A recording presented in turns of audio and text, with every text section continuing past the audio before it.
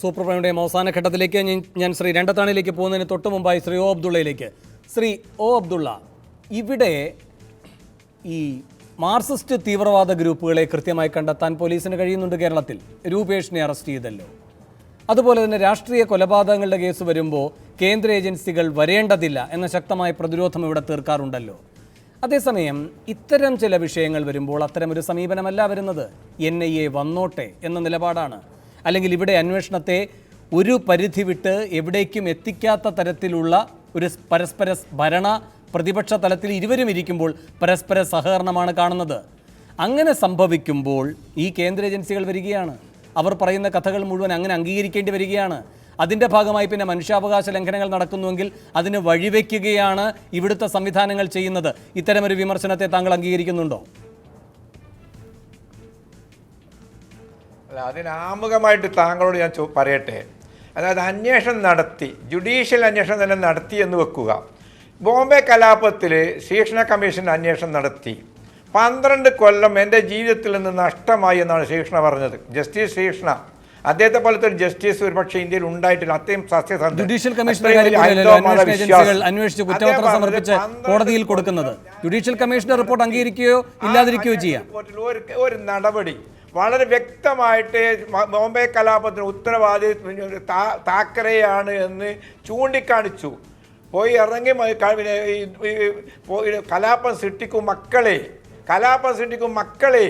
എന്ന് പറഞ്ഞിട്ട് ഏതാനും ദിവസം കഴിഞ്ഞ ശേഷം രണ്ട് കാര്യങ്ങൾ. ഒന്ന്, ജുഡീഷ്യൽ കമ്മീഷന്റെ റിപ്പോർട്ട് അംഗീകരിക്കണമെന്ന നിയമപരമായ ബാധ്യതയില്ല.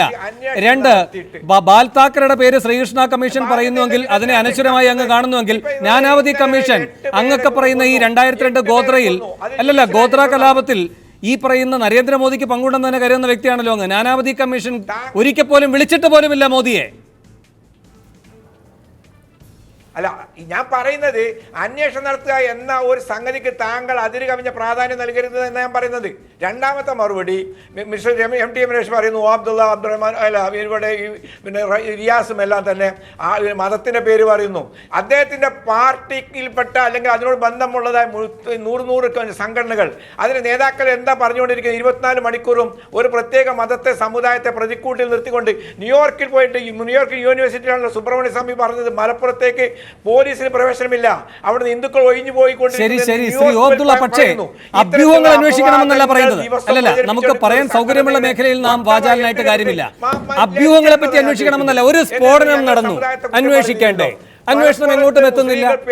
കൊല്ലത്ത് സ്ഫോടനം നടന്നു, അന്വേഷണം എങ്ങനെ എത്തിയില്ല? അതൊക്കെ കേട്ടുകൊണ്ട് ഇതൊന്നും സമുദായമായി ബന്ധമില്ല, മുസ്ലിങ്ങളുമായി ബന്ധമില്ല എന്ന് രമേഷിനെ പോലെ മാന്യനായ ഒരു വ്യക്തിക്ക് എങ്ങനെ? അതിനൊക്കെ റിയാസ് മറുപടി പറയുകയും ചെയ്തു. ഞാൻ ഇടപെടുകയാണ് ശ്രീ അബ്ദുള്ള. അവസാനമായി ശ്രീ രണ്ടത്താണി അങ്ങ് പറയുകയുണ്ടായി, അന്വേഷിക്കട്ടെ. ശരി, അന്വേഷിക്കട്ടെ. അന്വേഷിക്കുന്നതിന്റെ കൂട്ടത്തിൽ നരിക്കാട്ടേരി ബോംബ് സ്ഫോടനത്തിന്റെ കഥ കൂടി അന്വേഷിക്കുമോ? റിയാസ് പറയുകയുണ്ടായല്ലോ, അന്ന് ഈ കശ്മീർ റിക്രൂട്ട്മെൻറ്റുമായി ബന്ധപ്പെട്ട അന്വേഷണത്തിലുണ്ടായ അലംഭാവം, താങ്കൾ അതിനെ വിമർശിക്കുകയും ചെയ്തു. പക്ഷേ ഈ നരിക്കാട്ടേരിയുടെ കാര്യത്തിൽ 2011 ഫെബ്രുവരി 26-ന് 2012ഓടുകൂടി ആ അന്വേഷണത്തിൻ്റെ ഏതാണ്ട് 90% പിന്നിട്ടു. CM പ്രദീപ് കുമാറാണ് SP, ധനഞ്ജയ് ബാബു ആണെന്നത്തെ DYSP. ഗൗരവതരമായ അന്വേഷണം പുരോഗമിച്ച് കുറ്റപത്രം സമർപ്പിക്കുന്ന അടക്കമുള്ള കാര്യത്തിലേക്ക് പോകുമ്പോഴാണ് ഒന്നടങ്കം ഇവരെ മുഴുവൻ മാറ്റുന്നത്. എന്തുകൊണ്ടാണതെല്ലാം? അല്ല, ഞാൻ നേരത്തെ ഇവിടെ തെറ്റിദ്ധരിപ്പിക്കുന്ന രീതിയിൽ പറഞ്ഞു. ഇപ്പോൾ കാസർഗോഡ് എൻ്റെ സുഹൃത്തൂടെ പറഞ്ഞ വർഗീയ കലാപം, കാസർഗോഡ് വർഗീയ കലാപമായിരുന്നില്ല, വർഗീയ കലാപമായി കാണുന്നതിൽ. കാസർഗോഡ് അന്നത്തെ വെടിവെപ്പുണ്ടായി, ആളുകൾ മരണപ്പെട്ടു. ആ മരണപ്പെട്ടതിനെക്കുറിച്ച് അന്വേഷിക്കാൻ നിയോഗിക്കപ്പെട്ട കമ്മീഷൻ അന്ന് CPMൻ്റെ തലശ്ശേരിയിലെ കൗൺസിലറായി മത്സരിച്ച വ്യക്തിയാണ്, സ്ഥാനാർത്ഥിയായ ആളാണ്. അതുകൊണ്ടാണ് എപ്പോഴും ഒരു കമ്മീഷനെ നിയമിക്കുമ്പോൾ ആ കമ്മീഷൻ്റെ കാര്യത്തിൽ ഒരു മാന്യത പുലർത്തേണ്ടതുണ്ട്. അത് എല്ലാ നിലക്കും രാഷ്ട്രീയമായി തങ്ങളുടെ നിലപാട് അംഗീകരിക്കുന്ന ഒരു രാഷ്ട്രീയ പ്രവർത്തകരെ കൊണ്ടുപോയി കമ്മീഷനാക്കിയിട്ട് നീതി ഉണ്ടാകുമെന്ന് പറഞ്ഞാൽ അത് എങ്ങനെയാണ് വിശ്വസിക്കുക? അങ്ങനെയുള്ള സാഹചര്യം ഉണ്ടാകരുത്. ഞങ്ങളിവിടെ പറയുന്നത് ഇപ്പോൾ ഈ ചർച്ച പോലും പോകുന്നത് കൃത്യമായൊരു നിലപാടിലേക്കല്ല. നമ്മളിപ്പോൾ ഇവിടെ ഉണ്ടാകുന്ന കാര്യങ്ങൾ വളരെ വ്യക്തമാണ്. സത്യസന്ധമായി അന്വേഷണം നടക്കട്ടെ. ഞാൻ പറയുന്നത് മലപ്പുറത്ത് സമാധാന അന്തരീക്ഷം തകർക്കാൻ ഏതെങ്കിലും ദുശക്തികൾ ശ്രമിച്ചുകൊണ്ടിരിക്കുന്നുണ്ടോ? ഉണ്ടെങ്കിൽ അന്വേഷണം പുറത്തു വരണം. അതല്ല മുസ്ലിംകൾക്കിടയിൽ തന്നെ ഇത്തരം എന്തെങ്കിലും ചില വികാരങ്ങൾ ഉയർത്തിക്കൊണ്ടുവന്ന് തങ്ങളുടെ തീവ്രവാദ ശക്തികൾക്ക് കരുത്ത് പകരാൻ മറ്റാരെങ്കിലും ശ്രമിക്കുന്നുണ്ടോ? അന്വേഷിക്കണം. ഇവിടെ ജനങ്ങൾക്ക് ആവശ്യമെന്താണ്? മലപ്പുറത്ത് ഇന്ന് ഒരു സ്ഫോടനം നടന്നു, ഒരാൾ നാശവും ഉണ്ടായിട്ടില്ല. ഞാൻ പറഞ്ഞ തരിക്കാട്ടിലെ സ്ഫോടനം 5 ലീഗ് പ്രവർത്തകരാണ് കൊല ചെയ്യപ്പെട്ടത്. ഞാൻ പറയുന്നത് അന്വേഷണം നടന്നാലോ അതൊക്കെ ബോംബ് നിർമ്മിക്കുമോ? ഇല്ല, അന്വേഷണം എന്ന് പറഞ്ഞു. അന്വേഷണത്തിലെ കഥയാണ് ഞാൻ പറഞ്ഞത്. നിങ്ങൾ അധികാരത്തിൽ വന്നു 2012 അവരെല്ലാം പായിച്ചു. ഞാൻ പറയുന്നത് രാഷ്ട്രീയ സംഘടനകളെ കുറിച്ചല്ല ഈ പറയുന്നത്. ഇതാണ് രമേശിന്റെ വാദം. രമേശ് പറയുന്നു കലാപവും ഭീകരപ്രവർത്തനവും വേണ്ട, അങ്ങ് പറയുന്നു രാഷ്ട്രീയ സംഘടനവും തീവ്രവാദ പ്രവർത്തനവും രണ്ട്. അതിനപ്പുറം ഒരു നാട്ടിലെ സിവിൽ സ്റ്റേഷന്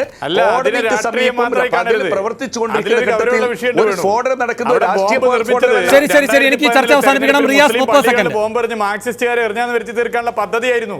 ശരി ശരി ശരി രാഷ്ട്രീയ പ്രത്യാരോപണങ്ങൾ മാത്രമാണ് പുരോഗമിക്കുന്നത്. അന്വേഷണം ഇഴയുന്ന കഥയാണ് ബേസ് മൂവ്മെന്റിനെ പറ്റിയും കേരളത്തിന് പറയാനുള്ളത്. മലപ്പുറവും അടഞ്ഞ അധ്യായമാകുമോ അന്വേഷണത്തിന്റെ കാര്യത്തിൽ എന്നാണ് കാത്തിരുന്ന് കാണേണ്ടത്. വളരെയധികം നന്ദി. ചർച്ചയിൽ പങ്കെടുത്ത എല്ലാവർക്കും. സൂപ്പർ പ്രൈം ടൈം അവസാനിക്കുന്നു.